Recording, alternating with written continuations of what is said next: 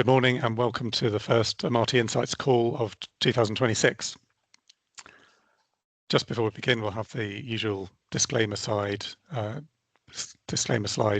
of these opinions are supposed to be financial recommendations.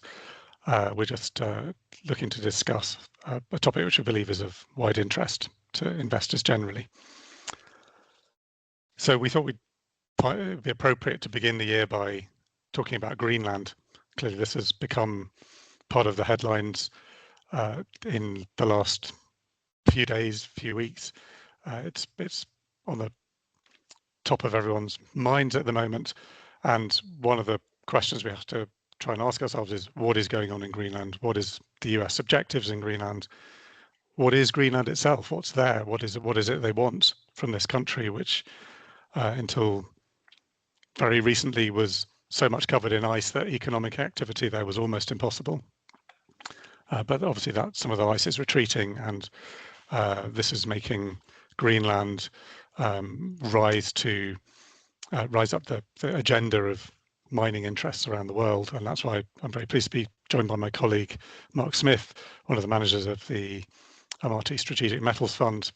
Thanks for joining me, Mark, on this. I thought just before we get going, I'd just set out a few basic geography facts about Greenland. It's a country I've been interested in actually for many years and have followed for many years, ever since backing the IPO of a company called Amarok Minerals, which we might come back to later.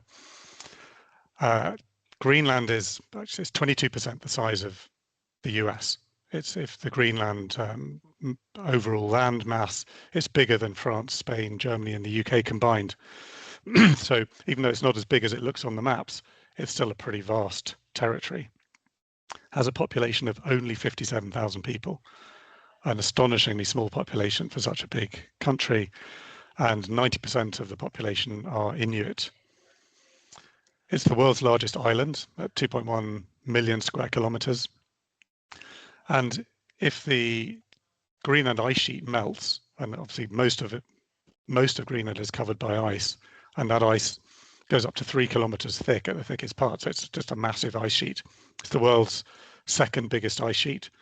There are really only two major ice sheets in the world: Antarctica, which is much bigger than this, about 10 times bigger, and Greenland. If all of the ice in Greenland were to melt, then sea levels would rise by around 7 meters. And while that ice is melting, it's not expected to all melt for several thousand years. So this is a very long-term geological process. It contains 6.5% of the world's fresh water, and a 2 to 3% rise in 2 to 3 degree rise in global temperatures would cause this ice to melt, but it would take nearly 13,000 years for that to happen. And obviously the rate of melt is pretty crucial to exactly how long that takes. Interestingly, I only found this out in doing a bit of research for this.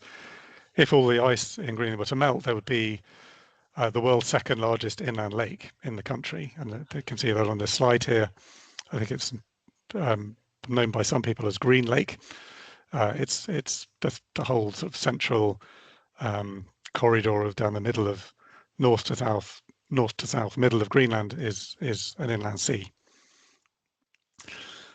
So why is the US making such a play about Greenland? Why not let sleeping dogs lie? What is really going on here? And to answer that question, there are three things that have been raised. And the first one is the US says this is all about security. Well, a lot of people have scratched their heads about this because there are no imminent Russian or Chinese threats to Greenland from a military point of view. America already has the right to put as many soldiers on the country as they want. It doesn't seem very credible that this is about an imminent military threat. The second idea is that it's about claims on the Arctic, and we can see in this slide we've got here, Greenland has a very substantial claim on the Arctic, and these are their coastal shelf claims. They go out to 350 miles from your border, where you have a legitimate claim that shallow seas off your continental shelf mean that you have this claim. The Arctic is heavily disputed, as you can see on this map. Russia's made the largest claim. Greenland has made a very big claim across Russia's claim, and so on. Is this the source of the conflict? Well, again, this is not a very live conflict. It's all a bit sort of static and doesn't feel like this is an imminent problem that the US is trying to address. So, very clearly what's going on in Greenland is about Greenland's geology and the mining opportunity and the resource opportunity in Greenland. And many statements actually from US officials make this very clear. And nowhere is this made clearer than in the recently published US National Defense Strategy produced by the Department for War. And if you have a look at this on page 15, you can read a very specific sort of claim made about the Western Hemisphere, the Trump corollary to the Monroe Doctrine. And here's a direct quote from it. After years of neglect, the United States will reassert and enforce the Monroe Doctrine to restore American preeminence in the Western Hemisphere and to protect our homeland and our access to key geographies throughout the region. We will deny non-hemispheric competitors the ability to position forces or other threatening capabilities, and this is the crucial phrase now, or to own or control strategically vital assets in our hemisphere. So the question here is Greenland a strategically vital asset to the US? And that's what we're going to have a bit of a look at now. So maybe, Mark, if you could talk us through what you see in terms of Greenland's geology and potential resource base. Yeah, sure. Thanks, Paul. It's quite interesting. So, as Paul mentioned, the land area exceeds 2 million square kilometers, but only 0.4 million square kilometers is actually ice-free. And that's important, that most of the discoveries on the islands, which I'll get to, have been found where the ice-scoured outcrops are present. And what's interesting with Greenland is it's got such a complex geological terrain and geology, representing over 4 billion years of geological history, and that's from the Archean to the recent times. So that makes Greenland very, very prospective for mineral discovery and exploitation of various metals, which many are deemed critical to the US and to the broader Western world for global decarbonisation and defence. As I said, most of these discoveries are around the edge of the ice sheet, and this is only going to really increase exposure of these mineral deposits. The ice is melting at 30 million tons an hour, or over 260 billion tons of ice a year. So that retreat of the ice sheet is quite important. I guess that's the irony here, is that global warming is increasing this ice retreat, which is exposing rare earth elements and critical elements needed to decarbonize the energy supply. So go away and think about that. But in terms of geological provinces around Greenland, there's a great map here which shows effectively the provinces, and the key focus at the moment really is in the south, and it's the alkaline province in southern Greenland, which contains quite a large accumulation of rare earth elements. But if we walk ourselves around the map, you see that there's graphitic deposits in the south as well. There's tantalum, niobium, zirconium. If you go up to the northeast, you're going through the magmatic provinces of the East Greenland, which is very rich in PGMs, gold, titanium, vanadium. Walking your way up to the northeast, you've got the northeastern Greenland magmatic complexes. That's host to some strata-bound copper. What that means is you've got some very deep-seated, over 300 kilometers of strike length of mineralogical geology or strata, which is hosting copper deposits. So that's quite important. Going round to the northwest, you've got in the Thule Black Sands area, which you can see has been revealed by significant glacial melt. You've got the Mississippi Valley type lead zinc deposits. So they're very pervasive strata-bound, high tonnage, low grade zinc and lead deposits.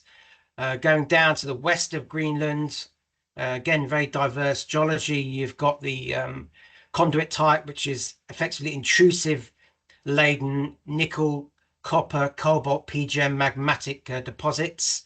and then going down to the south of the island, you've got the carbonatites. And when you erode a carbonatite, you create a concentration of rare earth elements. So that's really what the US, I think, is interested in. We've also got a table that you've got to bear in mind that a lot of the exploration and mining activities is quite dated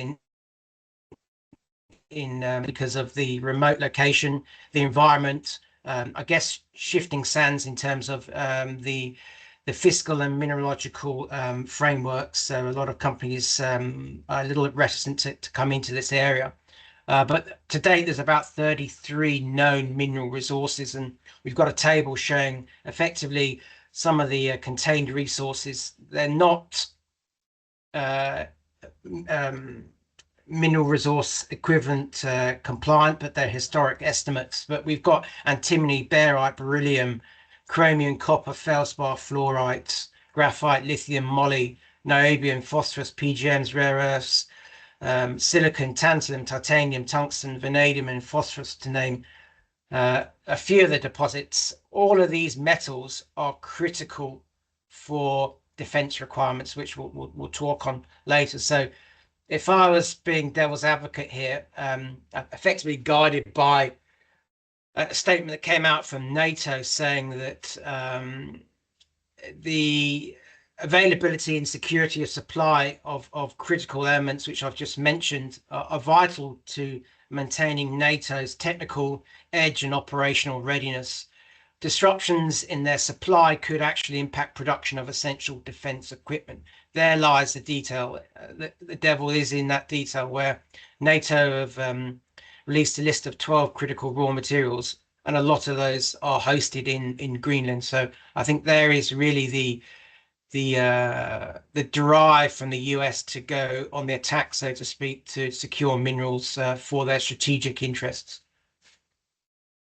Yeah, I completely agree. And you put together that slide from NATO just showing exactly which elements are needed for what kind of application. And there are some of these, amongst some of these metals are one or two of the rarer ones, which are, I understand, are completely crucial for missiles. And yeah, I mean, clearly the Department for War in the States is making this very clear to government that they are not going to agree to a situation where they don't have these. It's maybe worth just moving on to the processing side of things. I mean, quite apart from the mining, and I think well, we can come back to the mining difficulty in Greenland, which is pretty high. This is barren territory at the moment. There is no mining industry there to speak of. There are no roads. The sea gets packed with ice in the spring when the ice falls off the ice sheet. This is, virgin territory in every respect. And it's not going to be the case that Greenland in 5 years' time is going to be one of the world's major producers of any of these. It's going to take a long time. But it's worth just touching on processing too. And you brought forward this very interesting slide about China's dominance of processing capacity for the various key elements. To talk a little bit about this. Yeah, so actually there's another slide first off, which is really looking at the demand over the next 20 years. And I guess that was the slide that was published in the research done by IEA, and it was a driving factor for us to launch the Amati Strategic Metals Fund. But if you look at the critical mineral demand to 2040, there is a 1.5, nearly 1.6 times increase in demand for rare earths, graphite, very similar, nickel, cobalt, lithium. So the demand is certainly there, and as I've stated many times before, and it's not just related to Greenland, but the supply side or supply response of the mining industry is so slow, it won't keep up with demand. So supply deficits lead to higher metal prices. I think China saw that coming 20 years ago, and it's no surprise they spent the last 20 years refining, excuse the pun, the art of trying to process and upstream processing of the critical metals. So once you mine the rare earths, as an example, you produce a rare earth oxide. That's concentrated in several rare earths be it light rare earths or heavy rare earths. Heavy rare earths are actually needed more in the magnets for and in defense, and they act as a thermal stabilizer in many electronic devices. But importantly here, and I think this is where the US should focus, is on the processing side, not on the supply side. But nevertheless, China controls over 85% of the light rare earth production. So that's separating these very complicated elements into constituent forms for chemistry and for minerals and metals. And they control 100% of the heavy rare earth separation capacity. So no other country comes close to China. So regardless of the supply and the feedstock, all these metals or minerals have to go through China to processing. If you look at graphite, China has the same sort of stranglehold: cobalt, magnesium, manganese. It's really only copper, nickel, and I guess iron ore where they don't have a strategic control on metals. So it's not surprising we're seeing the rare earth trade tariffs, wars, if you want to call it that, between the US and China.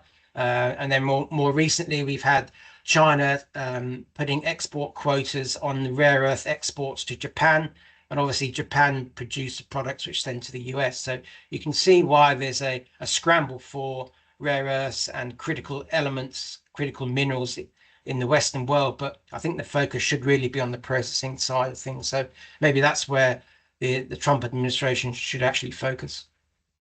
Yeah, I would imagine these projections here are going to be proven wrong if the current ambitions of the US are going to be even remotely met.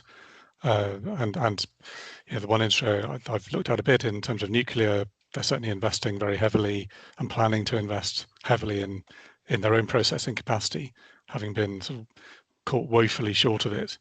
And I imagine that's going to be replicated, particularly in rare earth metals, maybe one or two of these other metals where China totally dominates. I think it's we're running out of time, so we should finish there. Just I think we have to reflect very hard on what does the tone of this strategy mean, because this is not done with any sort of friendliness to Europe. Greenland obviously is currently part of Denmark, and there's the relationship with Denmark is carefully bounded by long-standing legal agreements. Upending those would politically break the relationship very blatantly between the US and Europe. And when you start reading this security strategy, you can kind of see that the current American regime is completely up for that. It's expecting that to happen. There isn't any sense in which that's not seen as being in America's interest, and American interest is very crudely defined. And when any such a powerful country as the US fixates on just simply doing what's in its short term and obvious, in its national interest in a very crude sense,